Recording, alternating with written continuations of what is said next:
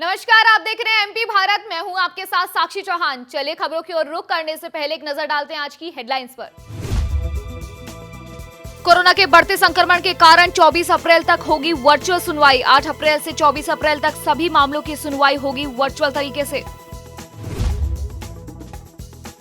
इंदौर में remdesivir injection के लिए हाहाकार, दवा दुकानों के बाहर लगी लंबी कतारें।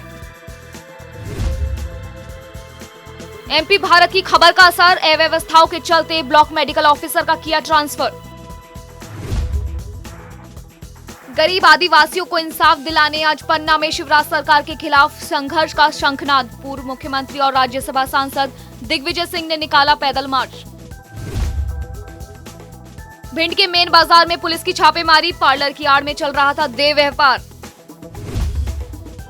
मध्य प्रदेश हाईकोर्ट ने कोरोना के बढ़ते संक्रमण को देखते हुए वर्चुअल सुनवाई का निर्णय लिया है। हाईकोर्ट ने कहा कि 8 अप्रैल से 24 अप्रैल तक सभी मामलों की सुनवाई वर्चुअल तरीके से की जाएगी। सभी न्यायिक कार्रवाई वीडियो कॉन्फ्रेंसिंग के माध्यम से होंगी। जरूरत पड़ने पर मुख्य न्यायाधीश अलग अलग बेंच भी निर्धारित कर सकते हैं। वहीं काउंटरों के माध्यम से नई याचिकाएं दायर होंगी और सभी वकीलों को अपने काउंटरों पर रहने के साथ ही अदालत में अधिवक्ताओं से और भीड़ से बचने की अपील की गई है।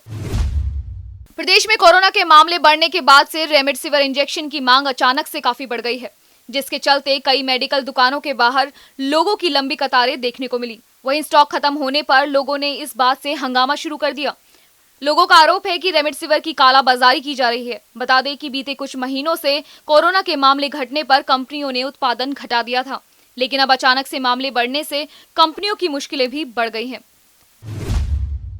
भोपाल में कोविड के बढ़ते मामलों को देखते हुए सीएम शिवराज सिंह चौहान का एक नया बयान सामने आया है, जहां पूरे प्रदेश में शुक्रवार से लेकर सोमवार तक लॉकडाउन रखने और बड़े शहरों में कंटेनमेंट एरिया बनाकर उसे बंद रखने की बात कही गई है। साथ ही अस्पतालों में बेड की संख्या को बढ़ाकर 1 लाख करने के भी निर्देश दिए गए हैं। मध्य प्रदेश के न्यायपुरा में एक जमीनी विवाद सामने आया है, जिसने शिवराज सरकार की मुश्किलें बढ़ा दी है।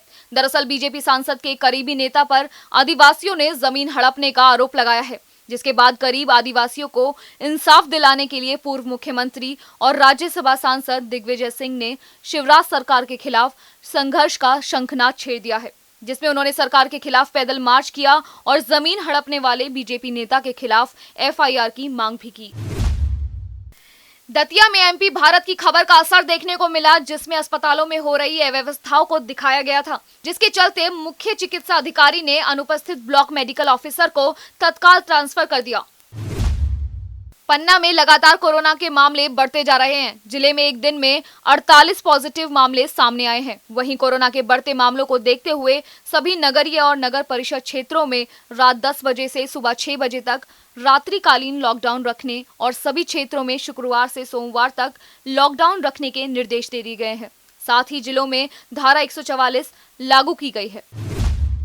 उज्जैन में शासकीय माधव नगर अस्पताल में ऑक्सीजन की कमी से 5 मरीजों की मौत हो गई, जिसके बाद मृतकों के परिजनों का गुस्सा भड़क गया। जिसके बाद गुस्साए परिजनों ने अस्पतालों में तोड़फोड़ के साथ पथराव शुरू कर दिया। परिजन इतना ज्यादा भड़के हुए थे कि वो एडिशनल कलेक्टर को मारने पहुंच गए। साथ ही शासकीय वाहनों पर भी पत्थर फेंकने लगे। वहीं सूचना मिलते ही बड़ी संख्या में पुलिस प्रशासन के आला अधिकारी मौके पर पहुंचे और आक्रोशित परिजनों को शांत करने का प्रयास किया। जबलपुर में बढ़ रहे कोरोना संक्रमण को देखते हुए स्वास्थ्य विभाग ने तैयारियां कर ली हैं। दरअसल स्वास्थ्य विभाग ने अब होम आइसोलेशन में रह रहे मरीजों के लिए एक किट तैयार की है, जिसमें थर्मामीटर, ऑक्सीमीटर और दवाइयां शामिल होंगी। इसके लिए अलग अलग टीमों को मॉनिटरिंग के लिए नियुक्त किया जा रहा है। भिंड के मध्य में पुलिस ने हाल ही में देह व्यापार का भांडाफोड़ किया है, जहां मेन बाजार में एक महिला पार्लर की आड़ में देह व्यापार का कारोबार कर रही थी। दरअसल पुलिस को मुखबिर से इस बात की सूचना मिली थी, जिसके बाद पुलिस ने रेड डालते हुए देह व्यापार में लिप्त प्रेमी युगलों के साथ ही आरोपी महिला को भी गिरफ्तार कर लिया है। जबलपुर के रानीताल करबला के तालाब में एक अज्ञात युवक का शव मिलने से सनसनी फैल गई है। स्थानीय लोगों ने मामले की सूचना पुलिस को दी, जिस पर लॉर्डगंज थाना पुलिस मौके पर पहुंची और युवक की लाश को तालाब से निकालकर पंचनामा कार्रवाई करते हुए युवक के शव को पोस्टमार्टम के लिए भेजा। वहीं लॉर्डगंज थाना पुलिस ने बताया कि प्रारंभिक जांच में लग रहा है कि युवक नहाते हुए तालाब में डूब गया, जिससे उसकी मौत हो गई। वहीं युवक की पहचान के लिए प्रयास किए जा रहे हैं। जल्द ही युवक की पहचान हो जाएगी। भैया जी आया लड़का सामने और सामने नहाने के लाने उतरा और देखते देखते वो डूब के ख़त्म हो गया भैया। कौन सा तालाब है ये? ये रानी ताल करबला घाट। कौन है, क्या है, कुछ नाम है? इसको पहचानते नहीं है भैया। हम्म, अचानक आया है, बनियान उतारा और सामने से सीधा घुस गया अंदर। आगे के सामने देखते देखते वो समाई गया अंदर। कैसे डूब गया? प्रत्यक्षदर्शियों से पता चला है कि ये नहाने के लिए तालाब में उतरा था जी। और उसके बाद ये तालाब में डूब गया है। कौन सी तालाब सर ये? रानीताल तालाब। नहीं, अभी जानकारी नहीं कौन है, कहाँ का है ये? नहीं, अभी तक कोई जानकारी प्राप्त नहीं हुई है। फिलहाल इस बुलेटिन में सिर्फ इतना ही। एमपी से जुड़ी तमाम बड़ी खबरों को देखने के लिए जुड़े रहिए एमपी भारत के साथ। नमस्कार।